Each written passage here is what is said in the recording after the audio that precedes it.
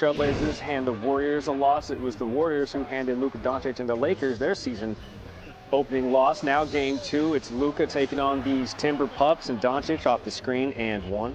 43 points for the Don in that game 1 loss. Anthony Edwards, this is going to be an awesome season to watch this guy, dude. Off the glass, he had 41 points in an opening win against Portland. Did Ant-Man and these Timberwolves. Luka had 32 points in the first half. That's the most by a Lakers player since Kobe did so in 2009.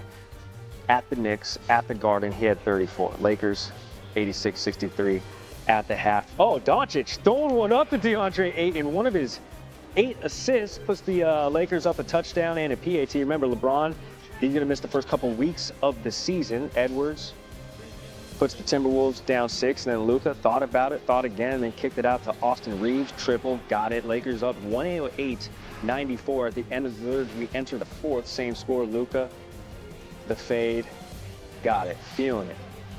About to set a new Lakers mark for himself with 49 points. That is the most for Luka in a Laker uniform. 11 boards, 8 assists. First Laker player to start the season with consecutive 40-point games as the Lakers get their first win, 128-110. All right, so Luka, the first Laker to begin with consecutive 40-point jobs, is just the 4th player to do so in NBA history, along with Wilt, Anthony Davis, and Michael Jordan. Wilt is the only one who extended their streak beyond the first 2 games of the season. He got to stay. Interesting, Chandler. Scottie Pippen with the opinion. Scottie has some zingers.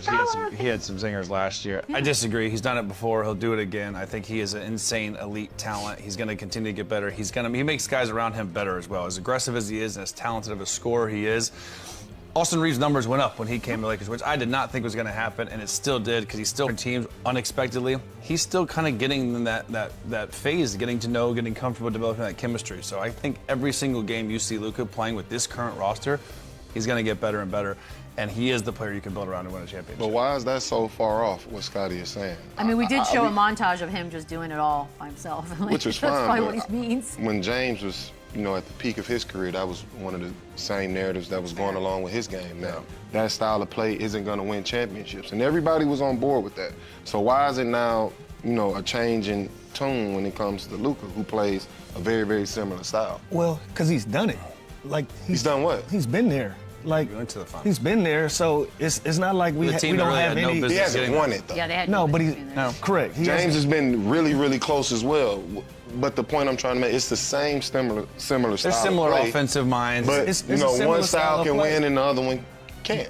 But the difference between those two, very simple to me. You've seen one actually get to an opportunity to win that title. Fall short, but he's there. So when you see that, if you make some adjustments, like we're talking about shape, and we're talking about him making other guys better, when you see him getting better and better and he's already been to the finals, why can't he get back? I think those talks also came later in James Harden's career. He's 26 years old, and I mean, so I think when Houston Rockets, when I played with them, I thought we were going to win. I thought we were going to get there. I thought it was perfectly okay with playing a guy who had that much attention, who was unbelievable with the ball.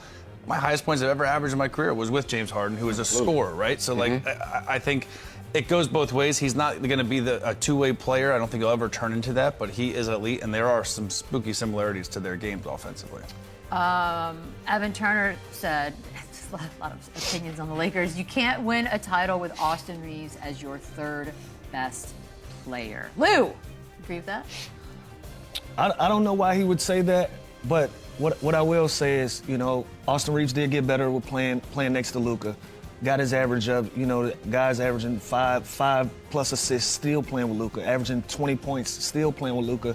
And so if you're knocking him to the 3rd spot of that, I would love to have an opportunity to have my 3rd option be a 20-5 guy to give me an opportunity to win games. Like if you take it, I'm going to steal this from Bobby Portis. If you put your finger over Austin Reeves' face and say your 3rd option is a 20-5 guy, you'll take it. Will you take that to give you an opportunity to win championships? I would say yes. So I don't know what it is about Austin Reeves that'll make him say that, but any guy that's at 20-5, I think he would give you an opportunity to win a championship. His numbers don't sure, on paper, does Austin Reeves, is he the 3rd best player on a championship team? Maybe not to some people, but who's two? Is the two a 40-year-old LeBron James? Like, who's your 1-2? Are they healthy? How's your bench? Is your sixth man averaging 18 points a game? Are you deep? Are you a top 10 defensive team? So I think a lot of that goes into a championship team, not necessarily just the pecking order of 1, 2, 3. So Austin Reeves, and also Austin Reeves, when Luka or LeBron are out, he does kind of fill in that number one spot and goes like bananas when he has the ball in his hands. He creates the offense. So that's different. No, I'm just saying. So he does have that capability. Okay. I'm saying he has that capability to kind of run an offense and go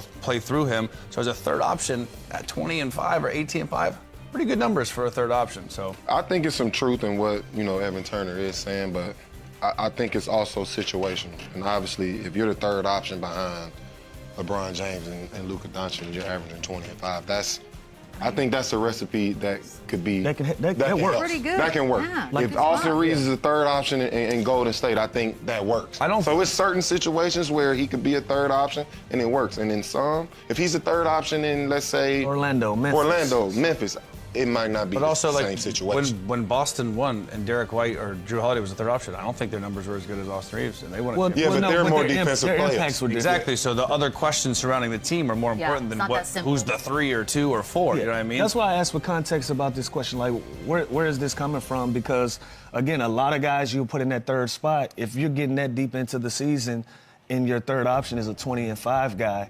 I'm like, I like my chance. Yeah. I like my shot. And Jaylen Brown might be a more productive 2 right now than a 40-year-old LeBron James is. So that also matters. Correct. Can we just point to Steph for a second? They will be on the floor as well. At 37 years old, he might.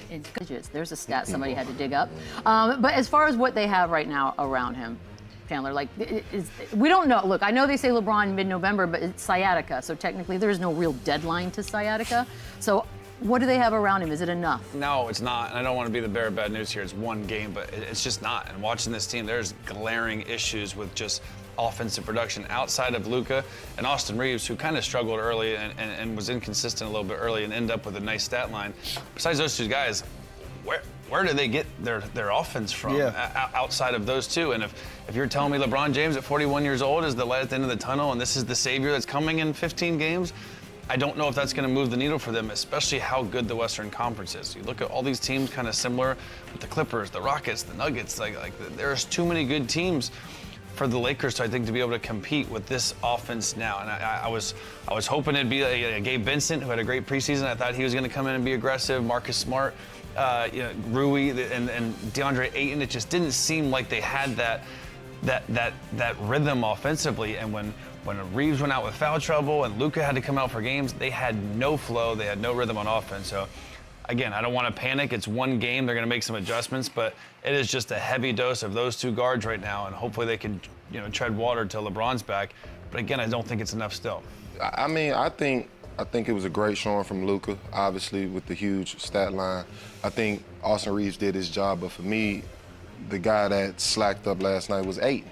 And I said it in the previous show, this is a make or break year for you. And 10-4 just isn't enough. I need more tenacity. I need more aggressiveness. I need some meanness. Like show your presence on the floor. Is he some a guy type though of I can way. give the ball to on the block? No, we don't. I mean? We're not looking for you to be Joel Embiid or Jokic. We need you to be the force that you are. We need you to be a force on the boards. We need you to be a force on the defensive end.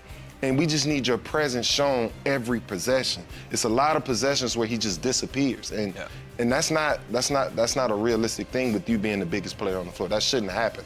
So with that being said, I need more tenacity from the big fella, and I think that changes the whole trajectory of this Lakers season. He has to pick it up.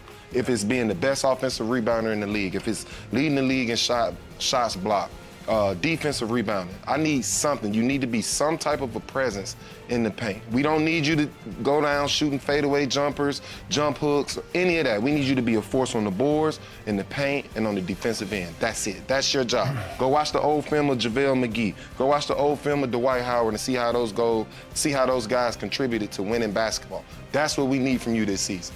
Yeah, and Luka was great, right? And he's going to do that every night, and it's still not enough. The three glaring stats for me: 61% from the free throw line is atrocious. Love that, no. 20 turnovers, and then 6 fast break points. This is a team that they got to get stops and they got to go, man. Like they're going to if they get in the half court, they're just going to bog the defense down. They are going to trap Luka. They're going to blitz him. They're going to have to find Ayton like on the low pocket pass, and then I don't know what's going to happen. So, I think they have to play fast. 6 fast break points.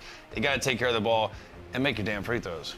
61 is that's a bizarre number Stuff. for free throws. Austin Reeves, I love grades just because it kind of boils it down and makes it simple. Lou, as far as Austin Reeves is concerned, the slow start, figured some stuff out.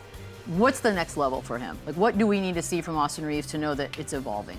Just got to be consistent. I think he's on his way to being consistent, but he's gonna have to be the guy that's gonna have to create off the dribble. He's gonna have to be the person that alleviates pressure from Luka. He can't wait and really wait for the game to come to him.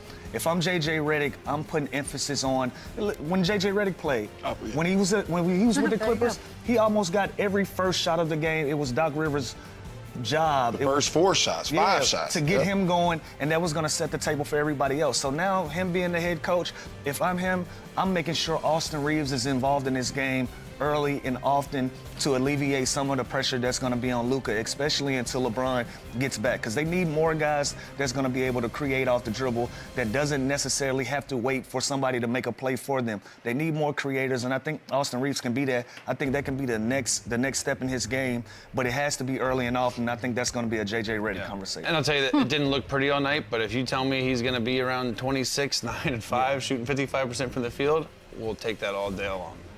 It is going to be an interesting watch. LeBron obviously sitting there watching everything, and it is only one game. But we know he's going to have an opinion on it. So if you're LeBron last night, Boogie, what are you thinking? Are you happy with what's happening so far? I'm LeBron. I don't really know how you approach it if you're LeBron. And I was a bit, confused with, some of the camera shots of, seeing LeBron throughout the game and just his reaction in general to certain plays throughout the game. I was a bit confused. What do you mean, why? Didn't seem happy. Yeah. It seemed like he was He probably wasn't irritated. stoked what he was watching. Yeah, but it was some nice plays throughout the game, and just LeBron of the past. You've seen this guy jumping up and down on the sideline. So he got a bad nerve right now. That's true, but he got to stay put. Optics-wise, it didn't look great. He got to stay put.